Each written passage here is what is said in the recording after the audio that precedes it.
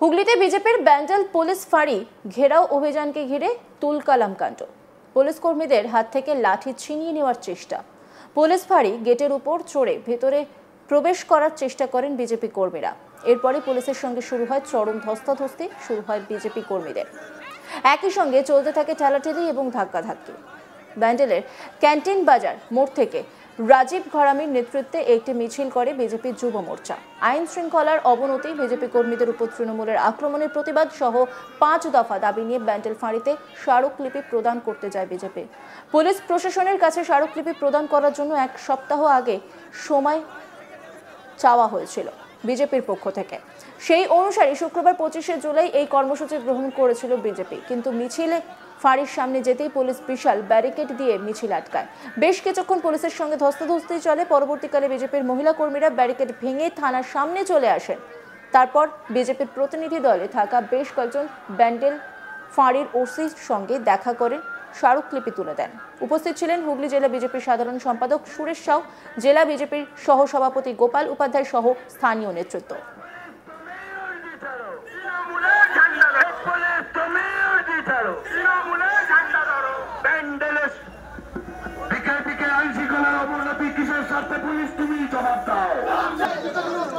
আমরা এখানে বসছি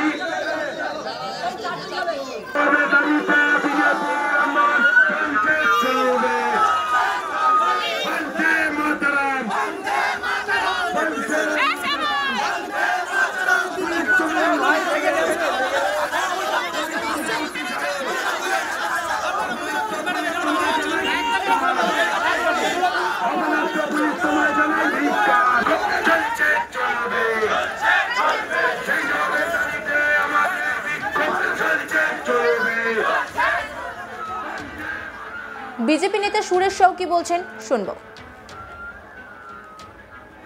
1 মাস আগে আমাদের বেশ কিছু কার্যকর্তা, একজন রয়েছে সঞ্জয় উপাধ্যায়, এরকম আরও বেশ কিছু কার্যকর্তা আছে বিজেপির, যারা এখানে তৃণমূলের উপর তৃণমূলের দ্বারা আক্রান্ত হয়ে থানায় এসেছিল অভিযোগ জানাতে। অভিযোগটা নিয়ে কোনো তদন্ত তো দূরের কথা, ন্যূনতম তাদের যারা এই ধরনের ঘটনা ঘটিয়েছে তাদের থানায় নিয়ে এসে জিজ্ঞাসা পর্যন্ত করেনি। আজকে প্রায় 1 মাস হতে চললো, এটা নিয়ে কোনো কেস হলো না, কিচ্ছু হলো না, শুধু এরকম ফেলে রাখা হয়েছে। আমরা এর আগে আমাদের প্রতিনিধিরা বারবার এসে জানতে চেয়েছে যে এগুলো এরকম পড়ে রয়েছে না, শুধু সঞ্জয় না, রাকেশেরও এরকম পরিস্থিতির শিকার হয়েছে। কিন্তু দেখা যাচ্ছে পুলিশ পুরো একবারে তৃণমূলের কথার উপর দাঁড়িয়ে যাবতীয় তদন্ত নিয়ে যাচ্ছে বা থামিয়ে রাখছে। তো আমরা সেই অনুসারে আজকে 5খানা দাবি আমাদের এই আইন শৃঙ্খলা গঠিত নিয়ে আমরা এই থানার সামনে এসেছি। কিন্তু আর এটা তো 1 সপ্তাহ আগে আমরা জানিয়েছি যে আপনাদের কাছে 5খানা দাবি নিয়ে আমরা আসবো, আপনারা তার উত্তর দেবেন, আমরা চলে যাব। এটা আমাদের খুব সহজ সরল বিষয় ছিল, কিন্তু আজকে আমরা এখানে এসে দেখছি ব্যারিকেড করে আমাদের আটকাবার জন্য ব্যস্ত হয়ে উঠছি পুলিশ। তাহলে কি পুলিশ কি এই প্রশ্নগুলোর উত্তর দিতে চাইছে না? তো সেই জায়গায় দাঁড়িয়ে আমাদের কার্যকর্তারা এমতো অবস্থায় যেটা করণীয় সেটাই করেছে। পুলিশকে আমরা বারবার বললাম আপনারা ব্যারিকেড কেন দিয়েছেন, ওনারা কোনো উত্তরই দিতে পারছেন না। তো স্বাভাবিকভাবে আমাদের কার্যকর্তারা ভাঙতে বাধ্য হয়েছে, ভেতরে ঢুকতে বাধ্য হয়েছে।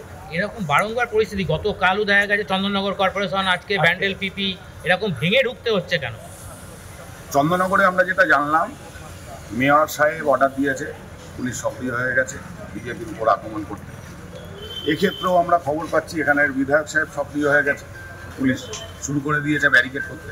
কারণ গতকাল পর্যন্ত তো কোনো ব্যারিকেড ছিল না, সকালবেলা হঠাৎ করে এইসব ব্যারিকেড কিসের জন্য? কারণ বিধায়কের সাঙ্গপাঙ্গরাই এই ঘটনাগুলো ঘটাচ্ছে, যে ধরনের ঘটনায় বিজেপির কার্যকর্তারা আক্রান্ত হচ্ছে। তো সেই জায়গায় দাঁড়িয়ে বিধায়কের আদেশ পালন করছে পুলিশ। তো স্বাভাবিকভাবে আমরা ডেপুটেশন দেবো, আমরা যতক্ষণ না পর্যন্ত উত্তর না পাবো ততক্ষণ আমরা এখান থেকে যাবো। আমরা এখানে উপস্থিত থাকবো, আমাদের স্লোগানও চলবে, আমাদের অবস্থান চলবে। ডেপুটেশন না দেওয়া পর্যন্ত আপনারা অবস্থান নিতে? ডেপুটেশন তো আমরা নিয়ে গেছে ভেতরে, প্রশ্নের উত্তর ওনারা দেবে, সদুত্তর হলে ঠিক আছে, আর অসৎ উত্তর থাকলে আরো বৃহত্তর আন্দোলনে আমরা যাবো, আরো বৃহত্তর আন্দোলনে যাবো, সঠিক উত্তর না পাওয়া বৃহত্তর আন্দোলনে যাবো। সমাধানের পথে এগাবে পুলিশ, এটা খুব দুর্ভাগ্যজনক। আর ব্যান্ডেল সংলগ্ন যে সকল এলাকা রয়েছে ব্যান্ডেল আন্ডারে, সবকটা এলাকা থেকে তাই অভিযোগ আসছে। আজকে আমরা একটা ঘটনা ইতিমধ্যে আমাদের কানে এসছে, একজন ব্যক্তি নিজের বাড়ি বানাতে গেছে, সে বাড়ি বানানোর জন্য তৃণমূলের পঞ্চায়েত সদস্য 2 লক্ষ টাকা দাবি করেছিল।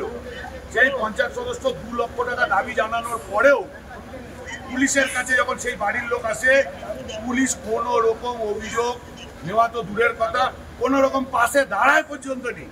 যার কারণে আজকে ওই বাড়িটার লোক আতঙ্কিত, এবং আমরা আজকে শুনতে পাচ্ছি তিনি নাকি হৃদরোগে আক্রান্ত হয়ে এই দুশ্চিন্তায় বাড়ি তৈরি করতে পারছি না তৃণমূলের চাপে, সেই দুশ্চিন্তায় আজকে গত পর্যন্ত হয়েছে। এইরকম পরিস্থিতি হয়ে রয়েছে এই চুচড়ো ব্যান্ডেলে।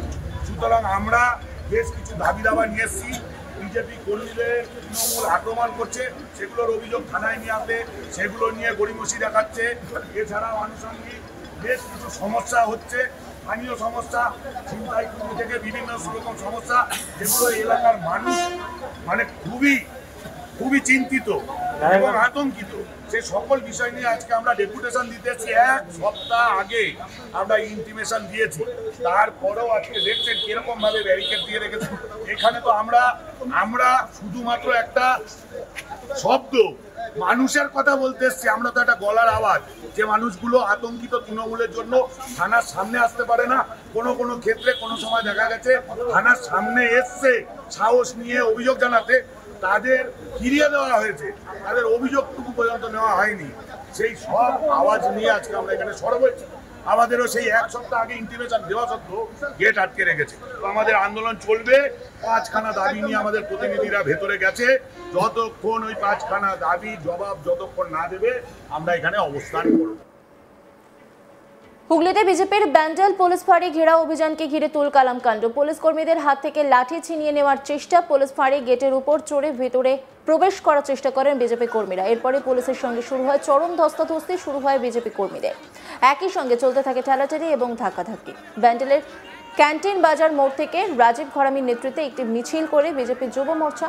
আইন শৃঙ্খলার অবনতি, বিজেপি কর্মীদের উপর তৃণমূলের আক্রমণের প্রতিবাদ সহ 5 দফা দাবি নিয়ে ব্যান্ডেল ফাঁড়িতে স্মারকলিপি প্রদান করতে যায় বিজেপি। পুলিশ প্রশাসনের কাছে স্মারকলিপি প্রদান করার জন্য 1 সপ্তাহ আগে সময় চাওয়া হয়েছিল বিজেপির পক্ষ থেকে। সেই অনুসারেই শুক্রবার 25শে জুলাই এই কর্মসূচি গ্রহণ করেছিল বিজেপি।